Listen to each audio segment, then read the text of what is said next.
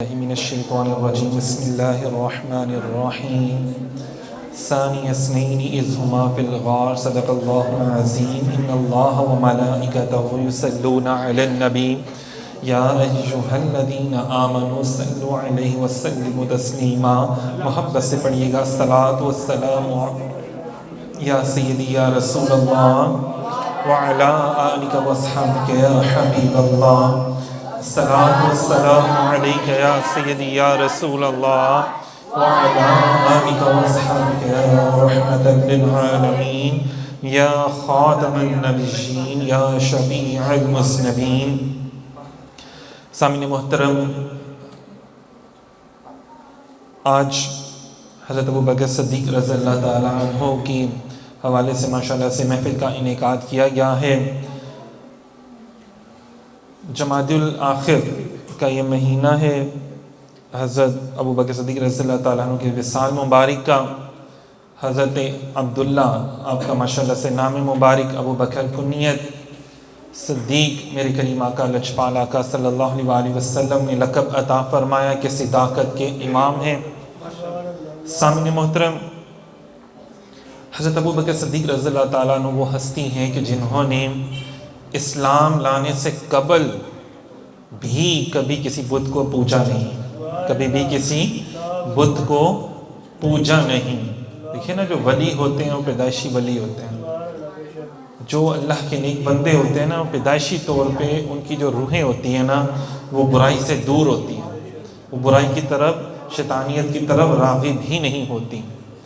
حضرت ابوبکر صدیق رضی اللہ تعالیٰ عنہ کی شان یہ ہے کہ نہ تو صرف انہوں نے کبھی بتوں کو پوجا اور نہ ہی کبھی شراب پی، نہ کبھی اس سے پہلے جو لوگوں میں عام ایک برے کاموں کا کیا اسے کہتے ہیں ایک طریقہ کار تھا، اس میں کبھی بھی آپ نے حصہ نہیں لیا۔ آپ اپنے علاقے میں، اپنے قبیلے میں ایک بہت ہی معتبر اور صاحب علم شخصیت کے حوالے سے مشہور تھے، فہم و فراست والی شخصیت، کاروباری شخصیت جسے کہتے ہیں نا، بہت بڑی کاروباری شخصیت کے حوالے سے آپ مشہور تھے۔ یہ نہیں تھا کہ اعلان نبوت ہوا اور آپ فوراً ایمان لے آئے کہ جناب صاحب اور کچھ آندہ نہیں، چلو یہی کر لو۔ حضرت ابوبکر صدیق رضی اللہ تعالیٰ عنہ ایسے ایمان نہیں لے کر آئے۔ اب ایمان لانے سے پہلے بھی نبی پاک صلی اللہ علیہ وسلم کی بارگاہ میں حاضر ہوا کرتے تھے، اور روحیں تو روحوں سے آشنا ہوتی ہیں نا، روحیں تو روحوں سے آشنا کب ہوئیں؟ الستو بربکم سے، تب سے ہوئیں۔ اور یہ حضرت ابوبکر صدیق رضی اللہ تعالیٰ عنہ کی شان ہے کہ وہ پہلے ہی حضور کو اپنا دوست مانتے تھے اور سرکار کو اپنا دوست مانا کرتے تھے۔ سامعین محترم، ثانی اثنین اذ ہما فی الغار، کہ وہ غار میں دو تھے، ان میں سے دوسرے ابوبکر صدیق رضی اللہ تعالیٰ عنہ۔ دیکھیں دوستی کیا رنگ لے کر آتی ہے۔ پھر ہم 3 دن 3 راتیں غار ثور میں گزار کے مدینے پاک جاتے ہیں تو لوگ یہ سمجھنے سے قاصر ہو جاتے ہیں کہ ابو بکر کون ہے اور محمد عربی صلی اللہ علیہ وسلم کون ہے۔ اتنی مشابہت عطا فرما دی سرکار نے ان کو، اتنی مشابہت دکھنے میں بھی۔ اندازہ کریں جب 3 دن حضور کی بارگاہ میں رہے ہوں گے اور وہ بھی خلوت میں، جہاں پہ کوئی تیسرا نہیں تھا، تو وہاں پر اور کیا کیا انوار، ایک لمحہ کوئی حضور کی بارگاہ میں گزار دے تو وہ وقت کا شہنشاہ بن جاتا ہے، تاجدار بن جاتا ہے۔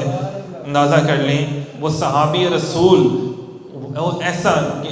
ایسے بھی علماء کرام فرماتے ہیں کہ کوئی ایک بندہ آیا حضور کی بارگاہ میں، آیا کلمہ پڑھا اور چلا گیا، دوبارہ آیا ہی نہیں، تو وہ بھی صحابی رسول ہے، اور اس نے چاہے کوئی اور بات نہیں بھی سنی تو وہ بھی جنتی بھی ہے، صحابی رسول بھی ہے، جنتی بھی ہے، اور وہ جو عمل کرے گا اللہ قبول کر لے گا۔ کتنی بڑی بات ہے، وہ دوبارہ نہیں حضور سے ملا۔ تو ایسے بھی صحابی رسول کے گھوڑے کے قدموں کی خاک کے برابر بھی بڑے سے بڑے ولی اللہ کا مقام نہیں ہو سکتا۔ تو جب دیکھیں ایک عام صحابی رسول کی یہ شان ہے، اس نے ایک مرتبہ حضور کا دیدار کیا اور چلا گیا، تو یہ شان ہے کہ ولی کامل بھی اسے قدموں کی خاک کے برابر بھی نہیں ہو سکتا، تو پھر صحابیوں کے امام کتنی بڑی بات ہے۔ صحابیوں کے بھی امام، جن کو خود نبی پاک صلی اللہ علیہ وسلم نے امامت کا شرف عطا فرمایا، اپنی ظاہری زندگی میں سرکار نے کوئی تقریباً 17 نمازیں ہیں اس سے کم و بیش انہوں نے خود سرکار کے سامنے انہوں نے خود پڑھائی. انہوں نے اندازہ کر لیں خود انہوں نے حضرت ابو بکر صدیق رضی اللہ عنہ, بڑا پیارا واقعہ نا کہ حضرت ابو بکر صدیق رضی اللہ عنہ نماز پڑھا رہے تھے. پتہ چلا صحابہ کرام کے سرکار تشریف لے آئے تو انہیں آوازیں دینا شروع کر دی. تو حضرت ابو بکر صدیق رضی اللہ تعالیٰ عنہ کا بھی دھیان گیا, دیکھیں نماز نہیں ٹوٹ رہی. سرکار نے ان کو کہا کہ ابو بکر آپ آگے کھڑے رہیں, وہ پھر بھی پیچھے آ گئے. پھر جب حضور نے آگے بڑھ کر نماز پڑھائی مکمل ہوئی تو حضور نے فرمایا کہ ابو بکر میں نے تو تمہیں کہا تھا تم کھڑے رہتے نماز اپنی مکمل کرتے, امامت کرواتے تم. تو انہوں نے عرض کیا حضور ابو قحافہ کے بیٹے کی کیا مجال کہ سید الانبیاء موجود اور وہ مسند امامت پہ کھڑا رہے, وہ مصلی پر کھڑا رہے, میری کیا مجال, میری کیا اوقات ہے یا رسول اللہ. یہ تو آپ کی شان ہے کہ آپ اپنے غلاموں کو عطا کرتے ہیں, اتنا نماز دیتے ہیں کہ صداقت کے امام بنا دیتے ہیں. یہ سرکار کی شان ہے نا. حضرت ابو بکر صدیق رضی اللہ تعالیٰ عنہ کو جو نبی پاک صلی اللہ علیہ وسلم نے سنی کیا کیا شان حضور نے عطا فرمائی. مشکات شریف میں بیان کیا گیا ہے رسول اللہ صلی اللہ علیہ وسلم نے فرمایا کسی شخص کے مال نے مجھ کو اتنا فائدہ نہیں پہنچایا جتنا فائدہ کہ ابو بکر کے مال نے مجھے پہنچایا. کسی شخص کے بڑے بڑے لوگوں نے جو تھا وہ مال اسلام کے لیے وقف کیا, لیکن سیدنا ابو بکر صدیق رضی اللہ تعالیٰ عنہ وہ ہستی ہیں جب مسلمان ہوئے تو 40,000 سے بھی زیادہ درہم جو تھے وہ حضور کی بارگاہ میں لا کے پیش کرتی ہیں. اندازہ کریں. اور اس کے بعد جو لوگ مسلمان ہوتے تھے بیچارے غلام تھے, غریب ہوتے تھے, تو ان کے جو مالک ہیں جو ان کے اوپر غصہ کرتے تھے, مارتے تھے, جیسے سیدنا بلال حبشی رضی اللہ تعالیٰ عنہ یا اور بھی ایسے صحابہ کرام تھے جو افورڈ نہیں کر سکتے تھے کہ جناب پیسے دے کے اپنے آپ کو چھڑوائیں. تو آپ بزنس مین تھے نا, ایک بزنس مین بھی تھے, تاجر بھی تھے آپ, تو آپ جا کے پیسے دیتے تھے. دیکھیں فی سبیل اللہ چھڑوا رہے ہیں, اسلام کے لیے وقف کر رہے ہیں. پھر جب بات آتی ہے جناب ایک غزوہ میں جانے کے لیے حضور فرماتے ہیں کہ بھی فنڈز چاہیے لے کر آئیں سارے, تو سیدنا ابو بکر صدیق رضی اللہ تعالیٰ عنہ جا کر اپنے گھر کا سارا ہی سامان لے آتے ہیں, جا کر اپنے گھر کا سارا ہی سامان لے آتے ہیں. پوچھا کیا گھر چھوڑ کے آئے ہو؟ یا رسول اللہ اللہ اور اس کا رسول چھوڑ کے آئے. صدیق کو صرف اللہ اور اس کا رسول ہی کافی ہے, اور کسی شے کی ضرورت ہی نہیں ہے. پوچھا نا اے میرے پیارے ابو بکر تمہاری کیا خواہش ہے؟ عرض کیا حضور آپ کو دیکھنا میری خواہش ہے. میری دوسری خواہش یہ ہے کہ آپ کے اوپر اپنی جان نچھاور کروں. تیسری خواہش کیا ہے یا رسول اللہ کہ میں کیا کروں کہ اپنا سارا مال آپ کے لیے وقف کر دوں. یہ سیدنا ابو بکر صدیق رضی اللہ تعالیٰ عنہ کی شان ہے. عشق دیکھیں, عاشق صادق دیکھیں, صبح فجر کے اذانوں سے بھی پہلے مسجد کے باہر کھڑے ہوئے. پوچھا ابو بکر اتنی جلدی کیوں آ جاتے ہو؟ عرض کیا رسول اللہ میری خواہش ہے کہ جب نماز کے لیے آپ تشریف لے آئیں تو آپ کا دیدار کرنے والا پہلا ابو بکر ہو. پہلا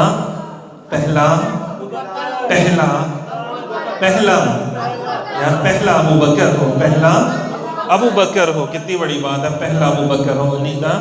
نہیں بلکہ حضرت علی کرم اللہ وجہ کی بہت بڑی شان ہے, لیکن خود وہ بھی فرماتے ہیں نا کہ پہلے تو ابو بکر ہے نا. پہلے تو خود حضرت امام حسن رضی اللہ تعالیٰ عنہ نے اپنی والد محترم مولا علی شیر خدا سے پوچھا کہ حضور سب سے بہادر کون ہے صحابہ میں؟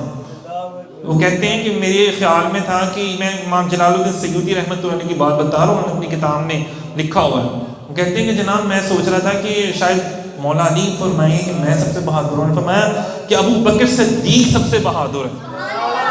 جب کوئی غزوہ ہوتا تھا نا تو حضرت ابو بکر صدیق حضور کے بالکل پاس ہوتے تھے, اور حضور کے ساتھ کھڑے ہونے کا مطلب تھا تمام خطروں کو اپنے اوپر جھیلنا. سب موت کے سامنے کھڑے ہونے والی بات تھی, کیونکہ دشمن سب حضور علیہ الصلوۃ والسلام کو نقصان پہنچانے کے لیے اکٹھے آگے بڑھتے تھے, اور ظاہری بات ہے جو پاس ہوگا وہ تو مارا جائے گا, شہید ہوگا.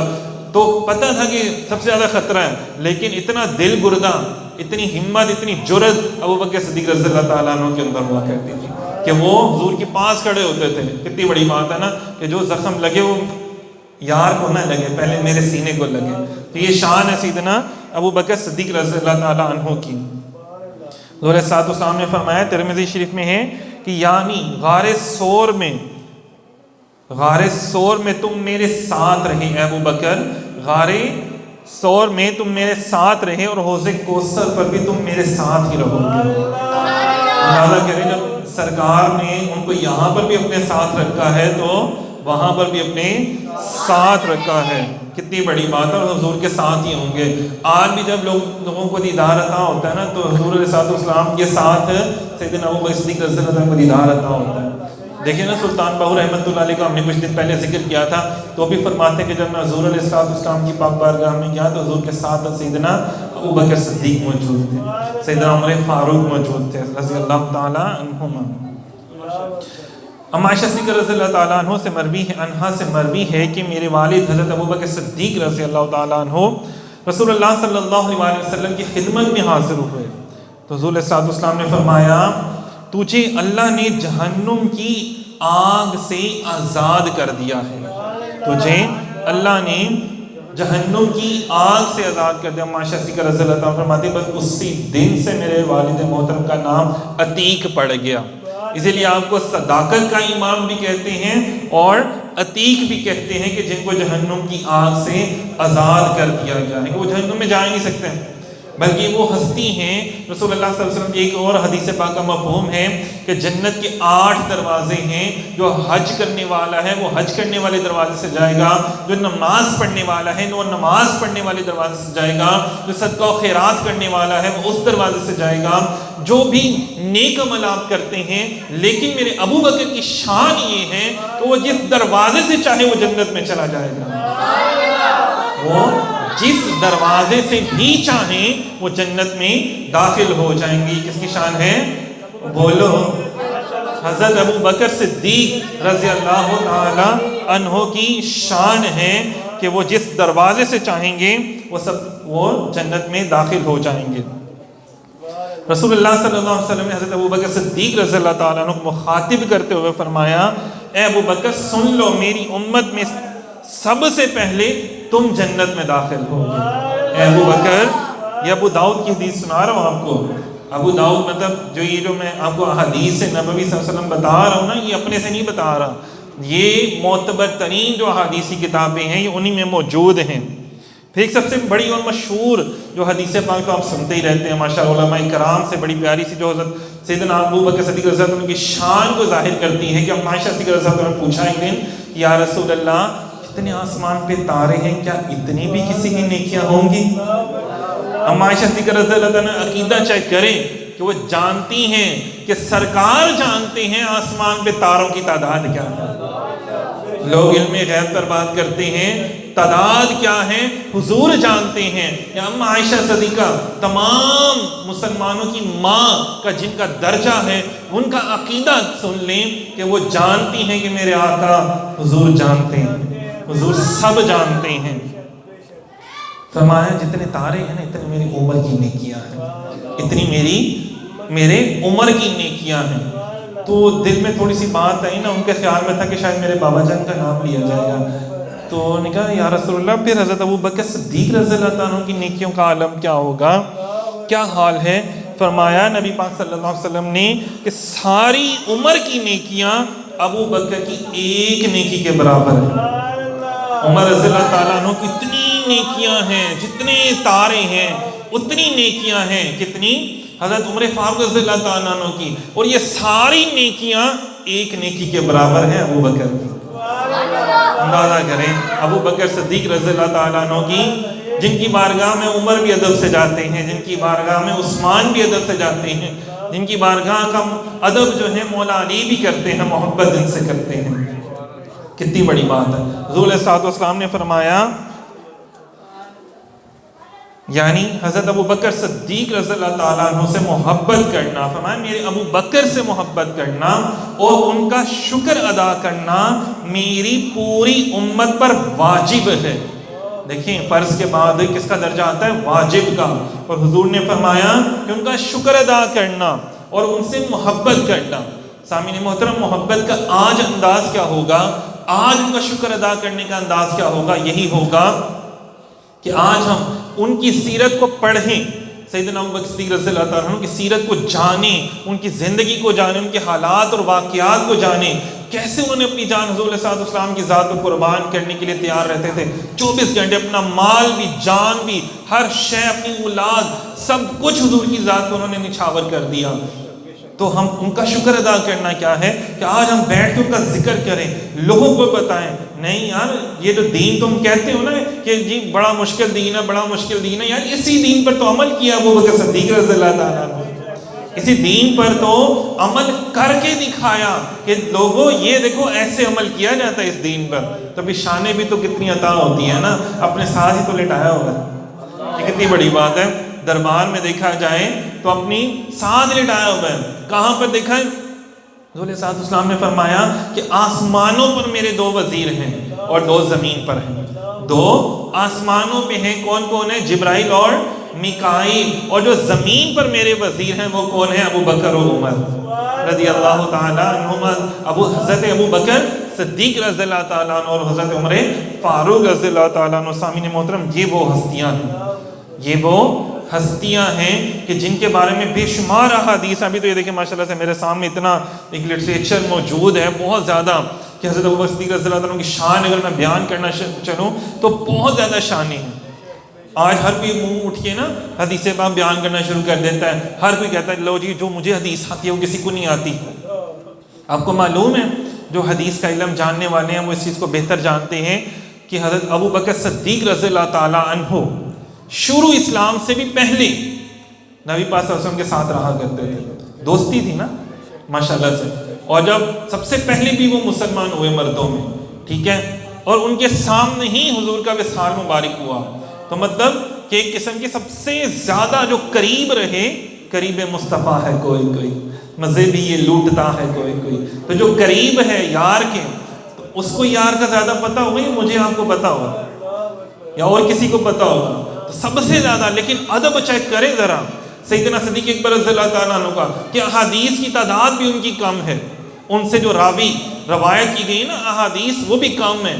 جب پوچھا تو پتہ چلا کہ وہ ادب کا تقاضا تھا کہ میں نہیں چاہتا کہ مجھ سے کوئی ادب میں کوئی ایسا بات رہ جائے کہ جو حضور نے بیان کیا اور میں وہ الفاظ کم بیان کر دوں یا زیادہ بیان کر دوں تو وہ بھی بے ادبی ہو جاتی ہے.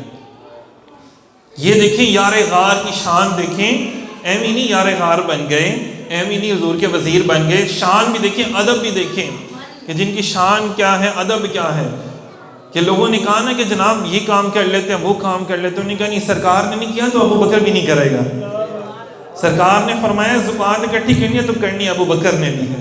سرکار نے فرمایا ختم نبوت کے والے سے ناموس رسالت کے لیے کام کرنا، سب سے پہلے ناموس رسالت کے لیے جس ہستی نے کام کیا وہ سیدنا ابو بکر صدیق رضی اللہ تعالیٰ عنہ. کتنی بڑی بات ہے نا ناموس رسالت کے لیے کام کرنا. کہ وہ دیکھیں نا جب سانپ آیا، اندازہ کر لیں، سانپ آیا دیدار کے لیے تھا نا. عاشق تو کہتے ہیں کہ انہوں نے قدم ابو بکر کو بھی چوما تھا اس میں، لیکن آگے دانت ہوتے ہیں تو وہ جا کے ایسے لگا کہ جیسے ڈسا ہے اور پھر وہ زخم آیا. اور پھر نبی پاک صلی اللہ علیہ وسلم نے اندازہ کرے کہ بس وہ اس سانپ کا میرے آقا علیہ السلام کو نقصان نہ پہنچا سکے. وہ جو کافر ہیں جو حضور کو نقصان پہنچانے کے لیے توبہ نعوذ باللہ آ رہے ہیں وہ میرے آقا کو نقصان نہ پہنچا سکیں. کتنی بڑی بات ہے. تو سب سے پہلے عزت و ناموس رسالت کے لیے جس ہستی نے کام کیا اور جس ہستی سے پوری دنیا کے مسلمانوں کو یہ چیز، یہ جرأت، یہ طاقت، یہ ہمت، یہ علم یہ اللہ نے عطا فرمایا وہ سیدنا ابو بکر، یہاں اونچی سامنے سیدنا ابو بکر صدیق رضی اللہ تعالیٰ عنہ وہ ہستی ہیں. سیدنا صدیق اکبر رضی اللہ تعالیٰ عنہ وہ ہستی ہیں، اندازہ کریں کہ جن کی سنت فرشتے بھی ادا کرتے ہیں. جب اپنے گھر کا سارا سامان لے آئے تھے نا تو ٹاٹ کا کرتا پہن کے آ گئے. آج کوئی بوریا پہن سکتا ہے؟ بوری چاولوں والی کوئی پہن سکتا ہے؟ نہیں بھائی، بوری پہن کے آ گئے، کانٹوں کے جناب بٹن لگے ہوئے ہیں. اللہ پاک نے جبرائیل کو بھیجا، اس کیا محبوب ذرا اوپر تو نگاہ فرمائے. جب اوپر نگاہ فرمائی 70,000 فرشتے زمین سے آسمان تک لائنیں لگی ہوئی ہیں، سب نے بوریا پہنا ہوا ہے. محبوب یہ آپ کے عاشق کی سارے سنت ادا کر رہے ہیں. یار جن کے عاشقوں کی سنت فرشتے ادا کرتے ہیں تو سرکار کی سنت کا عالم کیا ہوگا، سرکار کی ادا کا عالم کیا ہوگا. سیدنا ابو بکر صدیق رضی اللہ تعالیٰ عنہ کی شانیں ہم اتنی بیان کرتے چلے جائیں نا. پھر جو حضرت عمر، ابھی تو میں نے وہ بیان کیے جو حدیث میں ابھی تو بہت زیادہ ہیں. پھر مولا علی شیر خدا نے بیان کی، سیدنا عثمان غنی رضی اللہ تعالیٰ عنہ نے بیان کی. پھر دیکھیں نا سیدنا ابوبکر صدیق رضی اللہ تعالیٰ عنہ کی، حضرت عمر فاروق رضی اللہ تعالیٰ عنہ نے بیان کیا، عائشہ صدیقہ رضی اللہ تعالیٰ عنہ، حضرت ابو ہریرہ رضی اللہ تعالیٰ عنہ. مطلب اتنی بڑی بڑی ہستیاں ہیں جنہوں نے ان کی شانیں بیان کی ہیں. انشاءاللہ تعالیٰ آگے بھی ہم لوگ اس کو لے کے چلیں گے، اور اس مہینے میں آگے بھی جو محافل ہوں گے اس میں بھی سیدنا ابوبکر صدیق رضی اللہ تعالیٰ عنہ کی شان بیان کریں گے، اور جو انہوں نے اپنی خلافت کے دوران جو 2 سال کا عرصہ تھا، کم و بیش کچھ جتنے بھی دن تھے، اور اس میں جس طرح انہوں نے خلافت کو چلایا، اور اندازہ کریں کتنے کتنے بڑے بڑے معاملات کو وہ لے کے چلے آگے. یہ انہی کا ایک معاملہ تھا، یہ ان کا ایک دل گردہ جسے کہتے ہیں نا ہمت تھی، جو حضور علیہ الصلوۃ والسلام کی نسبت سے، قرب خاص سے جو ان کو اللہ پاک نے عطا فرمائی، ورنہ تو اتنی کچھ کسی کے اندر ہو بھی نہیں سکتی. کہ امور سلطنت کو چلانا یہ بہت بڑی بات تھی، کہ جہاں پہ مرتدین آ گئے، جہاں پہ غیر مسلم اور بڑے پتہ نہیں کیا کیا قوت اکٹھی ہو گئی، لیکن انہوں نے دین اسلام کو نہیں چھوڑا. تو آج بھی جو لوگ کہتے ہیں نا کہ یار حالات اچھے نہیں ہیں، حالات تو تب بھی اچھے نہیں تھے جب سرکار کا وصال مبارک ہوا تو ایک دم کتنے فتنے اکٹھے ہو گئے، حالات تب بھی اچھے نہیں تھے. لیکن حضرت ابوبکر صدیق رضی اللہ تعالیٰ عنہ کی پھر بھی پہلی ترجیح ناموس رسالت تھی. پہلی ترجیح ناموس رسالت تھی. اور لبیک یا رسول اللہ کہتے ہیں نا، نعرہ نہیں لگانا چاہیے. جب صحابہ کرام گئے نا، آخری بات کر کے ختم کروں گا، ہم بھی نعرہ لگائیں گے انشاءاللہ تعالیٰ. سیدنا ابوبکر صدیق رضی اللہ عنہ نے فوجیں بھیجی نا مسیلمہ کذاب کو جناب تو لڑنے کے لیے، تو جس نے جھوٹی نبوت کا دعویٰ کیا تھا، تو وہ بھی نعرے لگاتے تھے، نعرہ تکبیر. ادھر سے صحابہ کرام کی فوج کے بھی لوگ نعرہ تکبیر کہتے تھے. وہ بڑے پریشان ہوئے صحابہ کرام، عرض کیا بارگاہ صدیقی میں کہ حضور ہم بھی نعرہ تکبیر کہتے ہیں، وہ بھی اللہ اکبر کہتے ہیں، ہم بھی اللہ اکبر کہتے ہیں، تو ہم کیا کریں؟ تو میں تم نعرہ یا رسول اللہ کہنا، یا رسول اللہ، یا رسول اللہ. کیونکہ پھر صحابہ کرام کی جو جنگ ہوتی تھی جب ان کے ساتھ گئے، تو جو صحابہ کرام کے ماشاءاللہ سے جو فوج تھی وہاں سے صدائیں آتی تھی یا رسول اللہ کی، تو اب ادھر سے آواز نہیں کوئی آتی تھی. تو اس لیے پھر پتہ چل گیا کہ جو یا رسول اللہ کہتا ہے وہ حضور کا غلام ہے، تو لبیک یا رسول اللہ کہتا ہے وہ حضور کا غلام. ذرا مل کے کہیے لبیک لبیک لبیک یا رسول اللہ، لبیک یا رسول اللہ، لبیک لبیک لبیک یا رسول اللہ، لبیک لبیک لبیک یا رسول اللہ، لبیک لبیک لبیک یا رسول اللہ. تاجدار ختم نبوت زندہ باد.